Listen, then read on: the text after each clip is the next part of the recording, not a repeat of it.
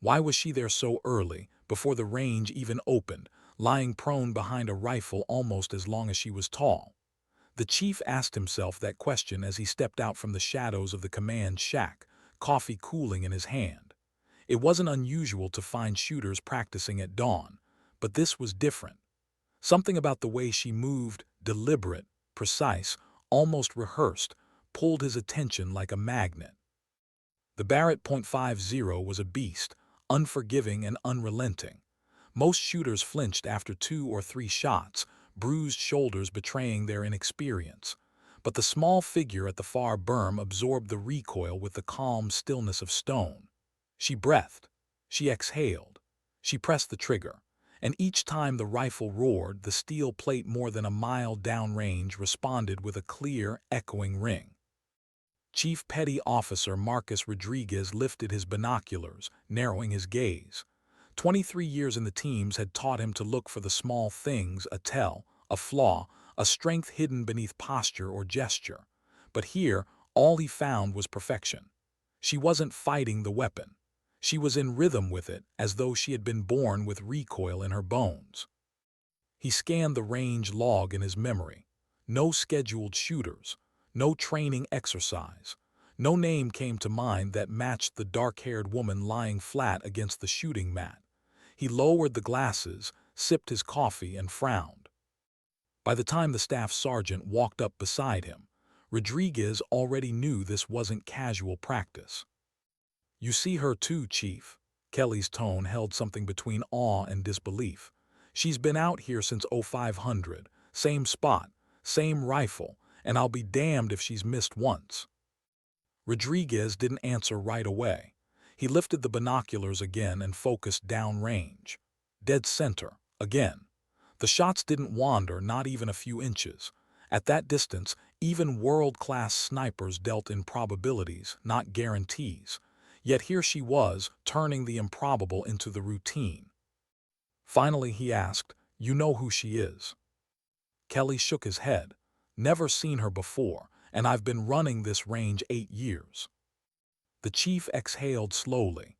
In his career he'd trained with scout snipers, rangers, Delta operators, foreign allies whose reputations filled books. He'd seen good shooters and great ones. But this was something else. What gnawed at him wasn't just her accuracy. It was the way she carried herself in the pauses. The careful adjustments to her scope, the half-second checks of wind, the steady breathing. There was no wasted movement, no second-guessing. A rhythm only combat could etch into muscle memory. She fired again, the plate sang. Rodriguez lowered the glasses, his jaw set. Whoever she was, this wasn't a hobbyist. When the session finally ended, the silence on the range felt louder than the gunfire had been. For 3 hours she had worked with metronomic patience, every motion the same. Now she packed her kit with equal discipline, scope wrapped, mat rolled, rifle cleaned until it gleamed. No rush, no hesitation. Like she had done this 1,000 times before in places where leaving gear dirty could cost lives. Rodriguez knew this was the moment. He couldn't let her walk away. He crossed the gravel, boots crunching against the quiet. She noticed him before he spoke, turning her head with calm, unflinching eyes.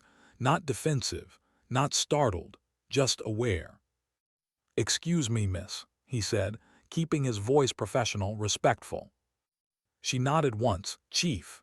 Her tone was steady, almost gentle. No hint of surprise. She knew exactly who he was. Rodriguez gestured toward the now-distant steel plates. "That was some impressive shooting. I've watched people wrestle with that Barrett for years. Never seen accuracy like that.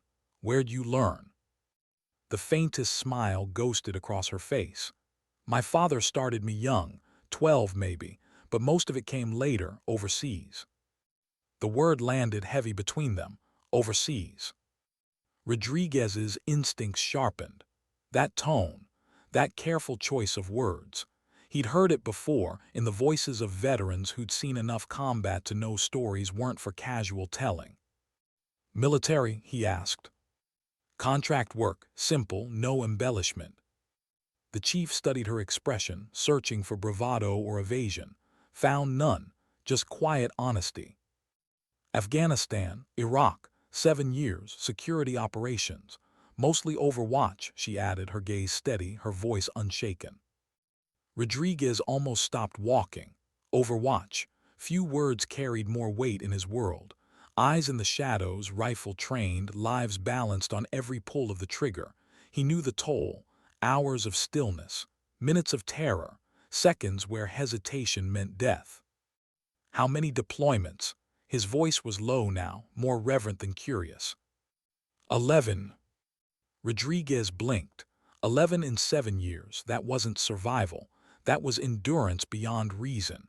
He thought of the men he'd buried after 3 or 4 tours. He thought of his own scars. 11. He let the number sit between them. Finally, he said, "The shooting I saw today, that's not training accuracy. That's combat." Her expression shifted, not pride, not shame, but the quiet acceptance of someone who knew exactly what he meant. When you're protecting people who can't protect themselves, you don't get to miss. There's no close enough. Rodriguez nodded, words catching in his throat. She slung the rifle case over her shoulder. The case looked too heavy for someone her size, but she carried it like it was weight she'd long grown used to. "Longest shot?" he asked quietly, almost afraid of the answer. She paused as if measuring whether to say it aloud. Then, 3,247 meters, Afghanistan, 2018, one shot, no correction. The chief froze. His mind flashed to every record he knew, every name whispered with reverence in sniper lore. Canadians, Brits, a handful of Americans, each with distances barely longer than what she just said, and she delivered it with the tone of someone describing a weather report. Conditions, he managed. Clear day, mountain ridge, minimal wind, medical team in the valley, Taliban sniper on overwatch, 15 minutes to calculate, 15 minutes to save them.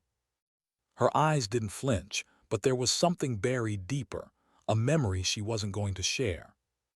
Rodriguez swallowed hard. He'd seen men crumble under far less pressure, yet she spoke of it with restraint, even gentleness, as though the weight of that day was hers alone to carry, and she would not burden anyone else with it. They reached the parking lot. A battered pickup waited, rifle mount bolted in the bed. Practical, secure, no decoration. Rodriguez couldn't help himself. "Name." She hesitated, then extended her hand. "Sarah Chen, former Marine, then contractor. Now," she let the pause hang, "figuring out what comes next." Her grip was firm, steady. Her eyes didn't waver. Rodriguez shook it, feeling the gravity of what he'd just learned.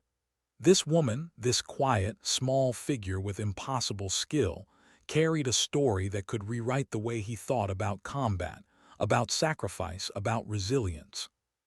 As she loaded her rifle, he found himself asking what he never asked strangers. "Why stop now? Someone like you could." "I've stopped enough," she said softly. "Lost too many, seen too much, I'm done." Her words were final, but her voice wasn't bitter, just weary. Rodriguez stood in silence, watching her close the tailgate, watching her climb into the driver's seat. He had met countless warriors, but something about this encounter left him unsettled, restless. He didn't yet know why, but he knew this wasn't the end of the conversation.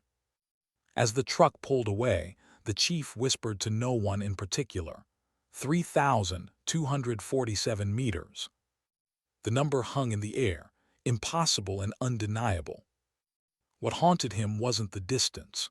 It was the quiet way she carried it, as though the record meant nothing, as though the only thing that mattered was that, somewhere in that Afghan valley, a medical team had walked away alive. And Rodriguez couldn't shake the thought. How many other impossible shots had she made that no one would ever hear about? Sometimes, he thought, the loudest stories are the ones told in silence. What did she mean? "I've stopped enough."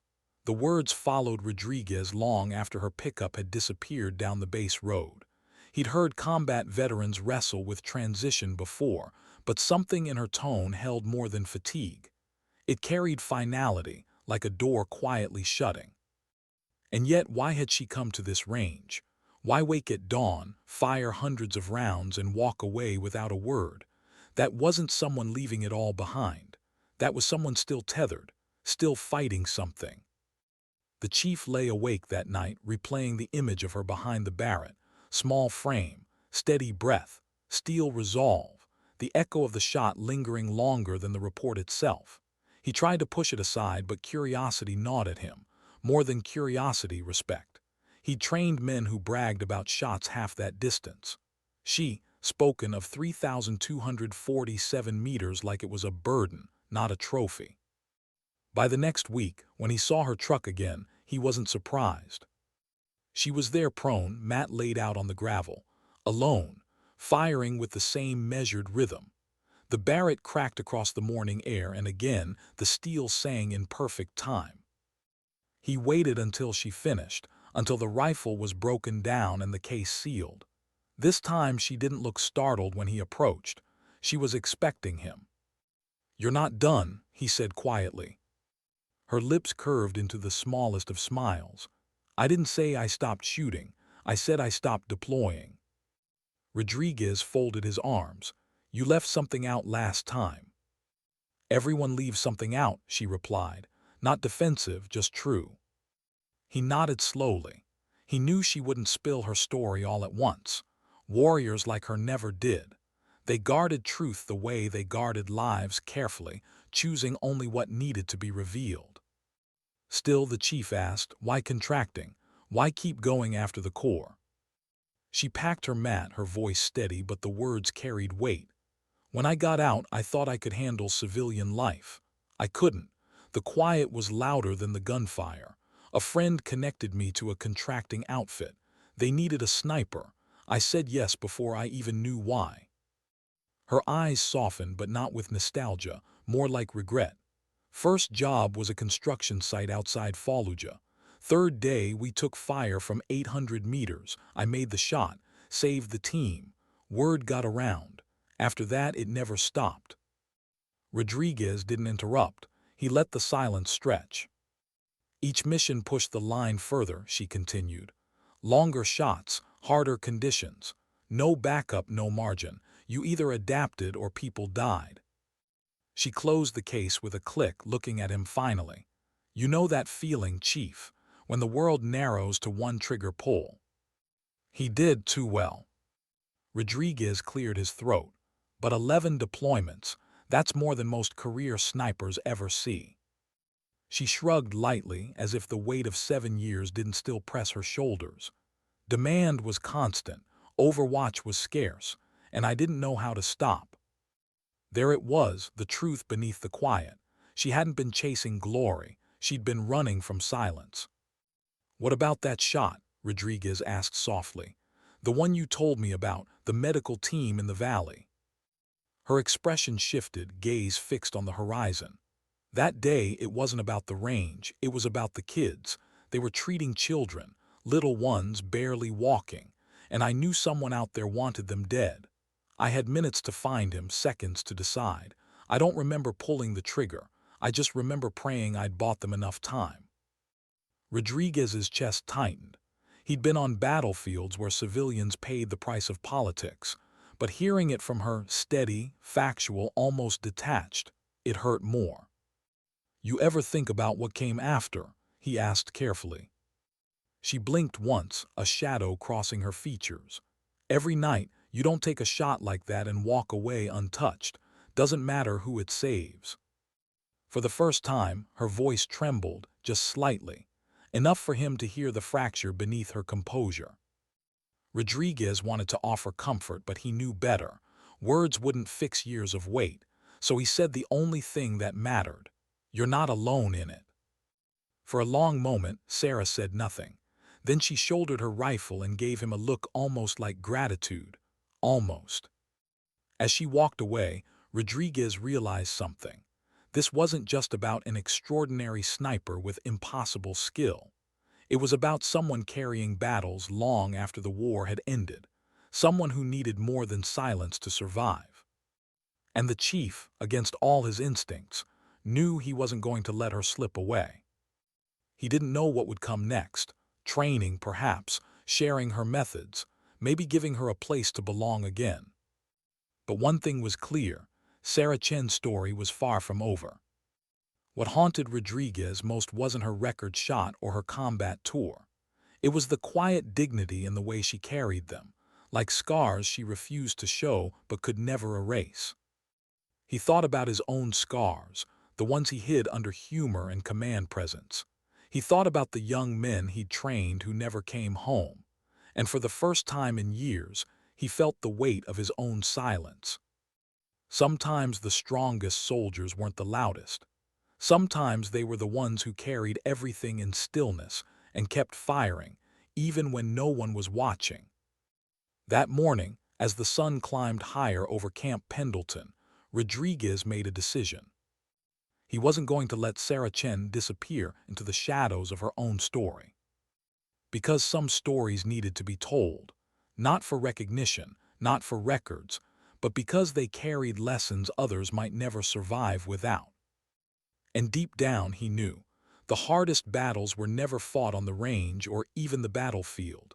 They were fought in silence. What was it about silence that broke people? Rodriguez asked himself that the next time he saw Sarah on the range. She wasn't firing yet, just sitting cross-legged beside her rifle, staring downrange as if searching for something only she could see. He approached slowly, his boots crunching on gravel. She didn't turn, didn't flinch, just spoke as though she'd been waiting. Ever wonder if the quiet is worse than the noise? Rodriguez stopped beside her, every damn day. Her lips tightened, not quite a smile, not quite pain. Combat noise made sense. Explosions, gunfire, shouting, all part of survival, but the quiet, that's when the ghosts start talking. Rodriguez sat down beside her, ignoring the ache in his knees. He knew better than to fill the space with false comfort. The best thing he could do was listen. She drew a line in the dirt with her boot. Fallujah, Basra, Helmand, names you probably know. Each one left a mark, but not the way you'd think. It wasn't the firefights. It wasn't even the kills. It was the waiting. The hours of watching through glass, wondering if today you'd miss the one shot that mattered. Her voice grew softer. I remember one mission outside Kandahar, protecting an engineering team. We'd been on overwatch for 10 hours. Nothing moved. Nothing happened. Then a boy, couldn't have been older than 13. AK slung over his shoulder, peeking from a rooftop. My spotter called it. My finger froze. Rodriguez didn't move. His breath caught in his chest. I didn't take the shot, she continued. Maybe it saved him. Maybe it cost someone else their life later. I'll never know. But every time it's quiet, I see his face. The chief exhaled slowly. That's the part no one tells you when you sign up. The kills fade, the questions don't. Sarah's gaze dropped. That's why I stopped. Not because I couldn't keep going, because I couldn't keep living with the silence afterward. They sat for a long while, the California sun climbing overhead. Finally, Rodriguez broke it. You know, the way you talk about it, the detail, the calculation, the weight, you could teach half this base something they'll never learn from a manual. Her head tilted, skeptical. Teach? Who would listen? Contractors don't exactly get invited into classrooms. Rodriguez smirked. I've seen instructors with half your experience and twice the arrogance. You think those kids care about paperwork. They care about survival. You can give them that. She studied him, weighing the offer like it carried a hidden cost. And what if I don't want to relive it? You already are, Rodriguez said simply. Every time you come out here, every time you load that Barrett, you're reliving it alone. Might as well turn it into something that helps someone else make it home. Her eyes narrowed, but not in anger, more like consideration. I don't know if I can, she admitted. Then show me, Rodriguez said, standing and brushing dust off his uniform. Next week. Bring your rifle, I'll bring a couple Marines. Let's see if they walk away better shooters. That's all that matters. Sarah didn't answer right away. She stared downrange again, the wind tugging gently at her dark hair. Then she nodded, almost imperceptibly. When she left that day, Rodriguez felt something stir in his chest. Hope, maybe. Not for himself, but for her. Because he'd seen too many good shooters drown in silence. If teaching could give her a rope to hold onto, he'd make it happen. The following week came fast. Rodriguez selected 2 young Marines, both competent, eager, but green enough to benefit from something outside their manuals. They stood stiffly at attention when Sarah arrived, eyes flicking curiously to the small woman with the massive rifle case. Rodriguez made introductions. "This is Sarah Chen. She's going to run you through some long-range drills today." One of the Marines raised a brow. Respectful but doubtful, Sarah noticed. She didn't bristle, she didn't argue. She just unzipped her case and began assembling the Barrett with steady, practiced hands. "You ever seen anyone shoot past 1500? She asked them quietly. They shook their heads. "Good," she said, "because today you're going to." The session started with fundamentals, breath control, positioning, wind reading, things they'd heard before, but Sarah explained them differently. She didn't lecture. She told stories. Times when her bipod broke mid-mission and she had to prop her rifle on a backpack. Times when wind shifted every few minutes, forcing her to read grass, dust, even the flight of birds to time a shot. The Marines leaned in, hanging on each word. Not because she was dramatic, but because every sentence carried blood behind it. When she finally lay prone and sent a round downrange, they flinched at the thunder. Then their spotter scopes lit up. Dead center, 2,000 meters. The disbelief on their faces said it all. "Your turn," Sarah said, motioning them down. They fumbled, missed, overcompensated. But she didn't criticize. She adjusted their elbows, told them to slow their breathing, made them run laps before trying again, forcing them to shoot with pounding hearts.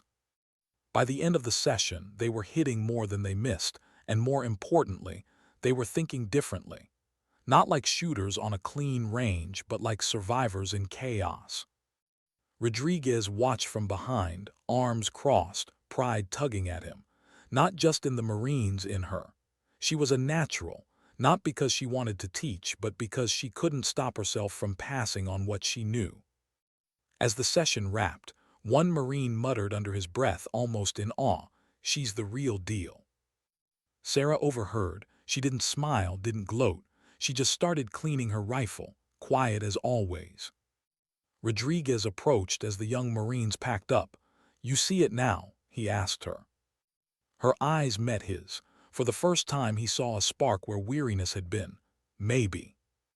That night Sarah drove home in silence, but it wasn't the heavy, suffocating silence she had grown used to. It was something else, a silence that held possibility. For years she had believed her only choices were to keep fighting overseas or to stop altogether. But maybe there was another way. Maybe survival didn't just mean walking away. Maybe it meant passing something on. And as she lay awake, staring at the ceiling, she realized something she hadn't felt in years, a reason to wake up the next morning.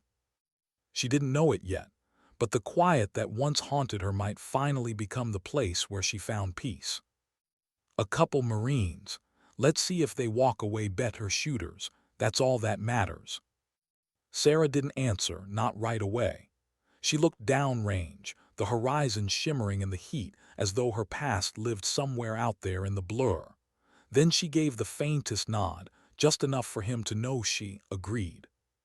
The following week, the chief made good on his word. 2 Marines stood waiting by the range, rifles slung, posture sharp, but nerves betrayed in the set of their jaws. They were capable, sure, but young in that way you only see before a war has carved its lessons into someone's eyes. When Sarah arrived, her rifle case in hand, they straightened instinctively. She didn't address their stares. She moved with quiet precision, unpacking gear, setting up as if the rest of the world barely existed. The Barrett gleamed in the morning light, a weapon that looked oversized against her frame yet seemed built for her alone. Rodriguez introduced her simply. This is Sarah Chen. Today, you're going to learn something you won't find in any manual." The Marines gave her cautious nods, respectful but skeptical. Rodriguez recognized the look, the unspoken question of whether this small, civilian-clothed woman could possibly teach them something worth remembering. Sarah didn't bother explaining herself. Instead, she lay prone, aligned her scope, and sent a round tearing into steel at 2,000 meters. The echo came back seconds later, dead center. The skepticism vanished. She sat up, her tone calm but firm. Combat doesn't give you clean benches and perfect wind flags. It gives you exhaustion, broken gear, changing weather. If you want to survive, you train for that. They listened rapt, as she spoke not in theory but in scars. She told them how her bipod once snapped mid-mission, and she had to rest the rifle on a jagged rock.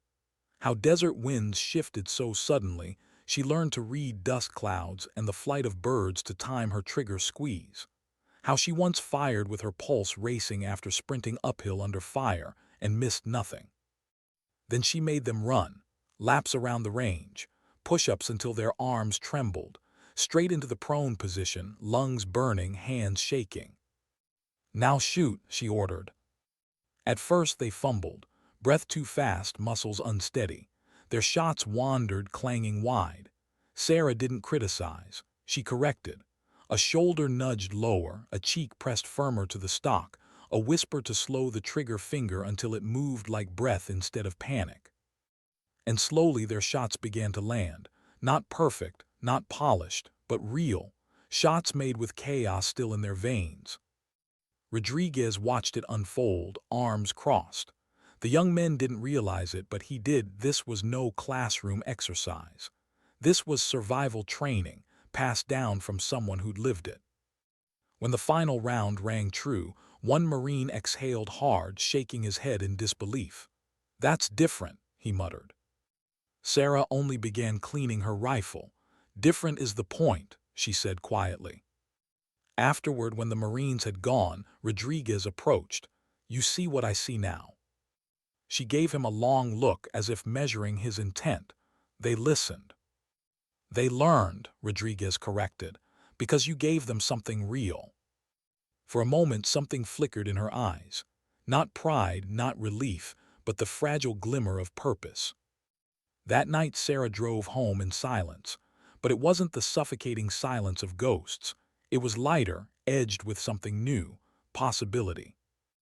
Days later the chief made calls, quiet ones, trusted voices. "A demonstration," he said, "nothing formal, just let her show what she can do." When Sarah arrived at the specialized training facility, she wasn't met by two young Marines this time. She was met by four hardened instructors, a SEAL, a Force Recon Marine, a Green Beret, and an Air Force operator. Each one seasoned, skeptical, arms folded like they were already judging her.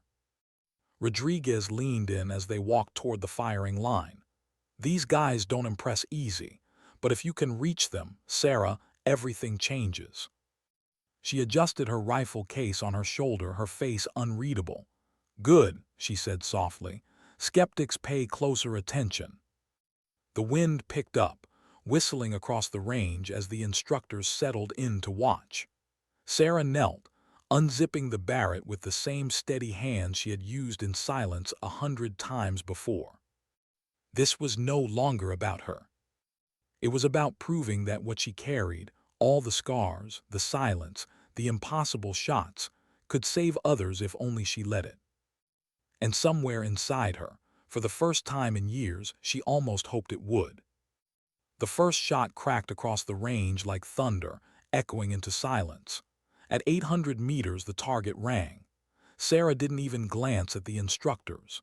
She simply cycled the bolt, shifted her position, and spoke as if giving orders no one dared disobey. "Combat doesn't wait, neither do we." The second round struck at 1,200 meters. Dead center. She didn't pause. She rolled to an awkward sitting stance, rifle balanced precariously, forcing her own discomfort. 1,600 meters. Another clean hit. By the time she rose to her knees, sweat darkening her shirt. The instructors were leaning forward despite themselves. Rodriguez watched their arms unfold, their skepticism cracking with each impossible shot. She wiped her brow, looked at the distant 2,000-meter plate and set a timer. 90 seconds. Range, wind, elevation, trigger. That's all the time you get when lives are on the line. The shot broke with seconds to spare. The plate rang. Silence followed. Sarah lowered the rifle and finally turned to them. Procedures fail when reality doesn't cooperate. Principles don't. You can teach formulas until recruits are blue in the face.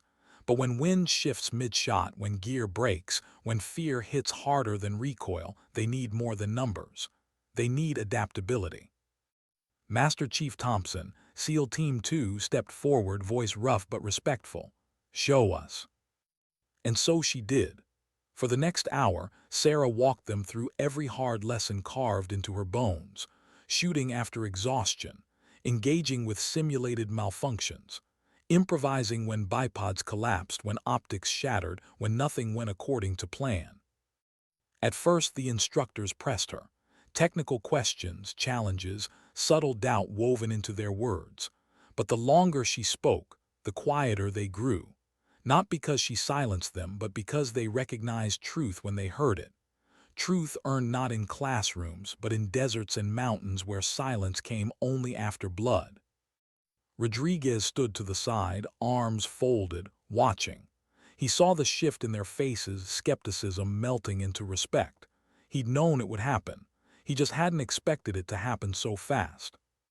By the end, Sarah deliberately induced a scope failure, switched to backup sights, and still hit center at 600 meters. She looked up from the rifle, her voice low but steady. Combat doesn't pause for your equipment to work. If they can't adapt, they don't survive. Silence lingered. Then Master Chief Thompson broke it. "That was unlike anything I've seen in 22 years of teaching. How soon could you work with our teams?" Sarah froze. She hadn't expected it, the immediate acceptance, the sudden weight of possibility. For years she had carried her skill like a curse, a burden to shoulder in quiet. Now, for the first time, it looked like it could become something else, something useful, something alive. She glanced at Rodriguez. He gave the faintest nod, a look that told her what she already knew. This was her moment. Sarah didn't smile. She didn't celebrate. She simply exhaled, long and quiet, as though releasing years of hesitation. "I'll think about it," she said. But in her eyes, Rodriguez saw the decision already forming. Not a return to war, not a surrender to ghosts, something different.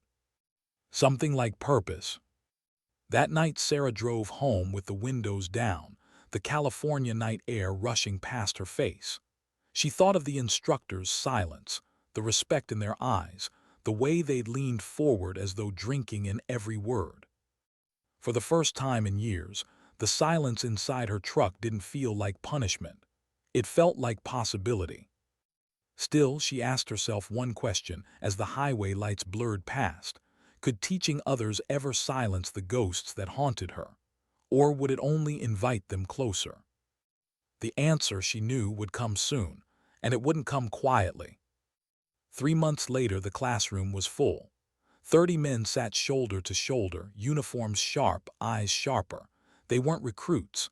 They were combat-proven SEALs, recon Marines, Rangers, Air Force operators. Each one had pulled a trigger when it mattered. Each one had walked away from firefights where others hadn't. And yet they watched Sarah Chen like rookies.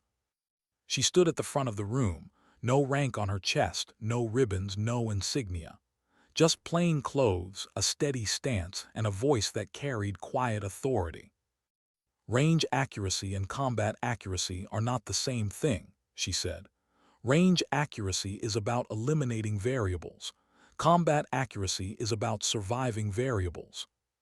Silence held, not resistance, attention. She drew a quick sketch on the board, a valley, a ridgeline, a crosswind. "Out here," she continued, "you won't have 10 minutes to calculate. You'll have 30 seconds, maybe less. Perfect isn't possible, effective is." Rodriguez sat in the back, arms folded, watching. He saw it again, the way hardened operators leaned in, the way their expressions shifted when she spoke. Respect wasn't given easily in this room. It was earned word by word. The first field exercise came that afternoon. Sarah had them run drills after exhaustion, sweat streaming, lungs burning. Then she dropped them prone and called targets at impossible distances. One SEAL, Jackson, muttered under his breath, "Ma'am, I heard about your Afghanistan shot 3,247 meters. Is that even real?" Sarah didn't flinch. It happened, but it only mattered because of what came before: planning, adaptation, and pressure. The shot was easy, living with it was. The men went quiet again, not because she bragged, but because she didn't. For weeks the training continued. Sarah pushed them through storms, forced equipment failures, created scenarios where everything that could go wrong did. She taught them how to improvise with broken bipods, how to read wind in microclimates, how to fire when the only stable rest was their own trembling knees. Rodriguez saw something else happening too. Sarah herself was changing. The weariness in her eyes softened. The weight in her shoulders eased. When students succeeded under stress, he caught her hiding small smiles. When they failed, she didn't judge, she taught. The nightmares didn't vanish, but they grew quieter. Teaching didn't erase her ghosts, but it gave them a place. For every memory of silence that once haunted her, there was now the sound of steel plates ringing under student fire, proof that what had broken her might now save someone else. One evening, after a long day at the range, Rodriguez found her sitting alone on the bleachers, rifle case beside her. "You've changed," he said. She looked at him, eyes reflecting the fading light. "Or maybe I just stopped running." He nodded and started leading.